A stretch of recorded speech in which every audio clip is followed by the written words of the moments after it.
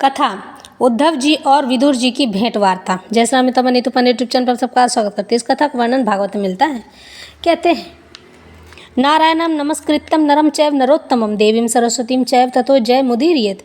इस श्लोक का वर्णन स्कंद पुराण में मिलता है। कहते हैं कि कभी भी भगवान नारायण नरश्रेष्ठ नर तथा सरस्वती देवी को नमस्कार करके ही जय स्वरूप इतिहास पुराण का पाठ करना चाहिए। यानी कि कहा गया है कि भगवान श्री हरि नारायण का नाम लेके 3 बार विष्णु विष्णु विष्णु कहकर तभी वेद पाठ करना चाहिए और माता सरस्वती का अभिनंदन करना चाहिए, उन्हें नमस्कार करना चाहिए और भगवान गणेश की भी आराधना करनी चाहिए, ताकि आप जब वेद पाठ पढ़ें तो भगवान गणेश आपको बुद्धि प्रदान करें, माता सरस्वती आपको ज्ञान प्रदान करें, ताकि आपकी बुद्धि भटके नहीं और आपके ज्ञान का मार्ग प्रशस्त हो। इस तरह से भगवान ने हमें बताया है ज्ञान के मार्ग को पाने का रास्ता। ईश्वर हमें यूं ही मिल जाते हैं इस कलयुग में। मनुष्य को कभी भी इस जीवन में अपने ईश्वर से प्राप्ति का कोई भी मौका नहीं छोड़ना चाहिए, क्योंकि यह जीवन कब कलयुग आपको घेर लेगा, कब आप उसकी चपेट में आ जाएंगे और कब दुर्व्यसनों में पड़कर आप अपने आप को गंदा कर लेंगे। क्योंकि आजकल का खान पान तो उतना ही गलत है, व्यवहार उससे भी गलत है और आचरण तो उससे भी गलत है। क्योंकि आज कोई किसी को भी खुश नहीं देखना चाहता है। ईर्ष्या, द्वेष, घृणा, यह सब मनुष्य के अपने बताए हुए गुण हो गए हैं। इसी में वह खुश रहता है, इसी में वह जीना चाहता है। तो इसलिए मनुष्य को चाहिए कि वह घोर तप करके या नाम जप करके भगवान की आराधना करके ईश्वर की प्राप्ति में संलग्न हो, न कि इस जन्म और मृत्यु के चक्र में पड़ा रहे। मनुष्य की जाति कभी भी अपने आप को यह सोचने नहीं लगती है कि क्यों ना हम ईश्वर की प्राप्ति में अपने आप को लीन कर लें। यही नहीं, दूसरों को भी भगवत प्राप्ति का मार्ग दिखाएं। लोग 2 अक्षर क्या पढ़ लेते हैं, 2 किताबें क्या पढ़ लेते हैं, अपने आप को पंडित समझने लगते हैं। लेकिन ऐसा नहीं है। पंडित बनने के लिए घोर कठोर तप करनी पड़ती है। जब वो 20 साल की तपस्या पूर्ण कर लेता है, 15 से 20 साल, जैसे प्रेमानंद महाराज, इस तरह से कोई भी पुरुष या स्त्री तपस्या पूर्ण कर लेता है, तभी उसके ज्ञान चक्षु खुलते हैं। नहीं तो पूर्व जन्म के कर्म ही उसके ज्ञान चक्षु खोले जाते हैं। वो कितना भी वेद पाठ कर लेगा, उसे ज्ञान नहीं मिलेगा। किताबी ज्ञान हो सकता है, ज्ञान नहीं हो सकता है। इसलिए ऐसे लोगों से सावधान रहना चाहिए, जो लोग थोड़े से बातों में ईश्वर को कुछ भी बोलते रहते हैं और उनका अवलोकन कुछ भी करते रहते हैं। आज हमारा शास्त्र डूबने की कगार पर है और उसे डुबाने वाले हम ही लोग तो हैं, सनातन धर्म के लोग।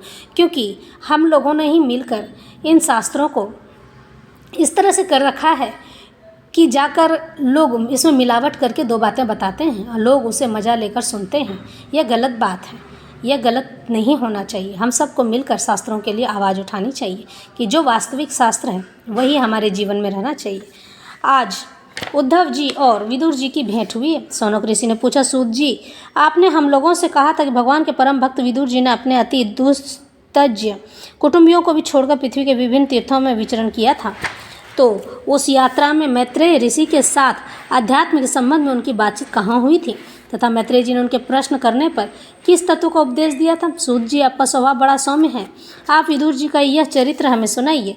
उन्होंने अपने भाई बंधुओं को क्यों छोड़ा और फिर उनके पास क्यों लौटा? सूत जी ने कहा, शौनक आदि ऋषियों, राजा परीक्षित ने भी यही बात पूछी थी। उनके प्रश्नों के उत्तर में सुखदेव जी महाराज ने जो कुछ कहा था वही मैं आप लोगों से कहता हूँ, सावधान होकर सुनिए। सुखदेव जी ने कहा, परीक्षित, जो बात हमने पूछी है वही पूर्व काल में अपने सुख समृद्धि से पूर्ण घर को छोड़कर वन में गए हुए विदुर जी ने भगवान मैत्रेय जी से पूछी थी। जब सर्वेश्वर भगवान श्री कृष्ण पांडवों के दूत बनकर गए थे, तब वे दुर्योधन के महलों को छोड़कर उसी विदुर जी के घर में उसे अपना ही समझकर बिना बुलाए चले गए थे।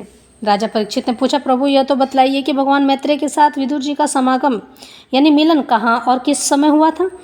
पवित्रात्मा विदुर ने महात्मा मैत्रेय जी से कोई साधारण प्रश्न नहीं किया होगा, क्योंकि उसे तो मैत्रेय जी जैसे सिद्धू शिरोमणि ने अभिनंदन पूर्वक उत्तर देकर महिमान्वित किया था। सूत जी कहते हैं, सर्वज्ञ सुखदेव जी ने राजा परीक्षित के इस प्रकार पूछने पर अति प्रसन्न होकर कहा, सुनो। सुखदेव जी कहने लगे, परीक्षित, यह उन दिनों की बात है जब अंधे राजा धृतराष्ट्र ने अन्यायपूर्वक अपने दुष्ट पुत्रों का पालन पोषण करते हुए अपने छोटे भाई पांडु के अनाथ बालकों को तलाक्षा भवन में बेचकर आग लगवा दी थी। जब उनकी पुत्रवधू और महाराज युधिष्ठिर की पटरानी द्रौपदी केश दुशासन ने भरी सभा में खींचे। उस समय द्रौपदी की आंखों से आंसुओं की धारा बह चली थी और उस प्रवाह से उसके वक्षस्थल पर लगा हुआ केसर भी बह चला, किंतु धृतराष्ट्र ने अपने पुत्र को उस कुकर्म से नहीं रोका। दुर्योधन ने सत्यपरायण और भोले भाले युधिष्ठिर का राज्य जुए में अन्याय से जीत लिया और उन्हें वन में निकाल दिया, किंतु वन से लौटने पर प्रतिज्ञा अनुसार जब उन्होंने अपना न्यायोचित पैतृक भाग बांटा, तब भी मोहवश उन्होंने उन अजात शत्रु युधिष्ठिर को उनका हिस्सा नहीं दिया। महाराज युधिष्ठिर के भेजने पर जब जगत गुरु भगवान श्री कृष्ण ने कौरवों की सभा में हित भरे सुमधुर वचन कहे, जो भीष्मादि सज्जनों को अमृत से लगे, पर कुरुराज ने उनके कथन को कुछ भी आदर नहीं दिया। जैसे देते कैसे, उनके तो सारे पुण्य नष्ट हो चुके थे। फिर जब सलाह के लिए विदुर जी को बुलाया गया, तब मंत्रियों में श्रेष्ठ विदुर जी ने राजभवन में जाकर बड़े भाई धृतराष्ट्र के पूछने पर उन्हें वह सम्मति दी जैसे नीति शास्त्र के जानने वाले पुरुष विदुर नीति कहते हैं। उन्होंने कहा, महाराज आप अजात शत्रु महात्मा युधिष्ठिर को उनका हिस्सा दे दीजिए। वे आपके न सहने योग्य अपराध को भी सह सकते हैं। भीम रूप काले नाग से तो आप भी बहुत डरते हैं। देखिए, वह अपने छोटे भाइयों के सहित बदला लेने के लिए बड़े क्रोध से फुफकारे जा रहे हैं। आपको पता नहीं है, भगवान श्री कृष्ण पांडवों को अपना लिया है। वे यदुर वीरों के आराध्य देव उस समय अपनी राजधानी द्वारकापुरी में विराजमान हैं। उन्होंने पृथ्वी के सभी बड़े बड़े राजाओं को अपने अधीन कर लिया है तथा ब्राह्मण और देवता भी उन्हीं के पक्ष में हैं, जिसे आप पुत्र मानकर पाल रहे हैं तथा जिसकी हाँ में हाँ मिलाते जा रहे हैं। उस दुर्योधन रूप में तो मूर्तिमान दोष ही आपके घर में घुसा बैठा है। यह तो साक्षात भगवान श्री कृष्ण से द्वेष करने वाला है।